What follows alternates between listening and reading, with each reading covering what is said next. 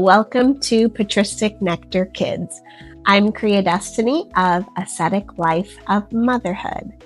I am an Orthodox Christian married to an Orthodox priest, and together we have 4 children and 1 on the way.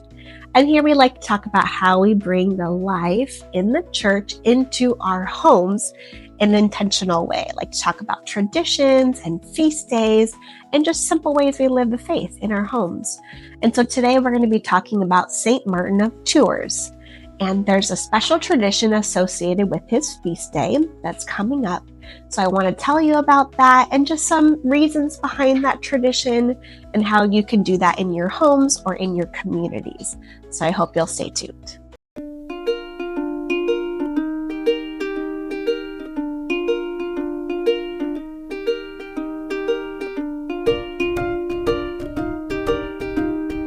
Several years ago, we were living in New York. My husband was attending St. Vladimir Seminary.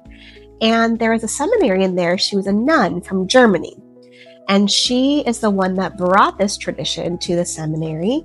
And she told us all about it. So apparently in Germany, St. Martin's Day, or Martinmas as it's often referred to, is a really big feast day. And so what they do is, the children in particular, have lanterns, and they would walk and process at night with their lantern, and they would sing the St. Martin song. And then they would sometimes sing other songs pertaining to being the light of the world or about light and darkness. And so this became a very cherished tradition at our community at seminary. And so each year the community would come together, we would make lanterns, we would process and carol to the different homes on campus, and then we'd all gather together for some warm cider and some cookies and dessert and just continue in that fellowship. In addition to the procession, we also hosted a coat drive. And so this is also a special time to care for the poor. In particular, we use a coat drive because there's a very famous story of St. Martin. So St. Martin was a soldier, and he was on his horse riding in a very wintry time of year, and he came across a beggar. And the beggar had no clothes on. So he was very warm up on his horse with this large cloak. And he actually took his sword and he sliced his cloak in half and draped it over the man. And he went on his way. Well, later that evening, he had a vision, a dream.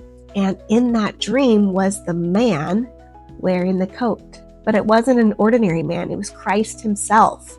And he told him that he was the one that he clothed in his cloak. And Jesus tells us the same thing. He says, whatever you do to the least of these, you do unto me. And this is a really good reminder for us, especially this time of year. When we think of the poor and we think of those in need, give to them. And as we give, think of it as giving to Christ himself. So now in our parish, we do a lantern walk after our church service, and we host a coat drive. So there's many ways you can do this. That's just one way, but that's the reason behind this. So now going back a little bit further, these traditions, they usually stem from a particular time in history or a particular location. They are not done universally. So the tradition with the lanterns began actually in medieval Europe. And so it was done throughout the various countries in Austria and Germany and places like that. And so it's been preserved there. And as people immigrate or move around the world, they bring that tradition with them, which is how I've inherited it. And what's really special, especially here in America, is we don't have those deep roots on, traditions. And so as somebody who's converted to Orthodox Christianity, I love learning about the worldwide traditions of how people do them, and that we can tap in and participate in these things and bring them to our families and bring them to our communities as well. So this is a really fun and special one. Now today I want to show you a really simple and fun way to create a lantern. You can buy a lantern, you can carry a lamp, whatever it is you do. But we're going to create one and then talk about what you can do with your lantern.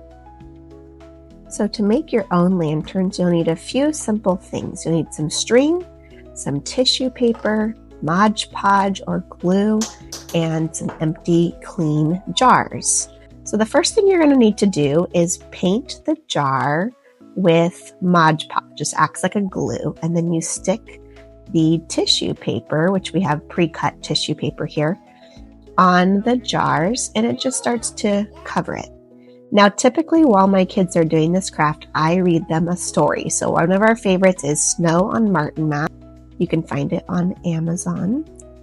Now, once they're complete, let them dry overnight. Add a string to it. I recommend reinforcing the string with hot glue and add a candle. And there you have it, a DIY lantern. Now, one key component on any St. Martin's Day walk is singing the St. Martin's Day song. And you can find this printable on my blog post for free, and you can print it out and learn the song with me. I'll sing it, okay? I walk at night with my lantern light, and my lantern accompanies me. The stars above twinkle oh so bright, and here below twinkle we. Our light shine bright on St. Martin's night, Rabimel, Rabimel, Raboom. A sea of light on St. Martin's night, Rabimel, Rabimel, Raboom. This is a really fun song. Kids love to sing it, and it's very easy to memorize. Thank you so much for watching. I hope that this was edifying to you. If you like this sort of content, please consider liking and subscribing to our channel so we can bring more content like this to Orthodox Christian families.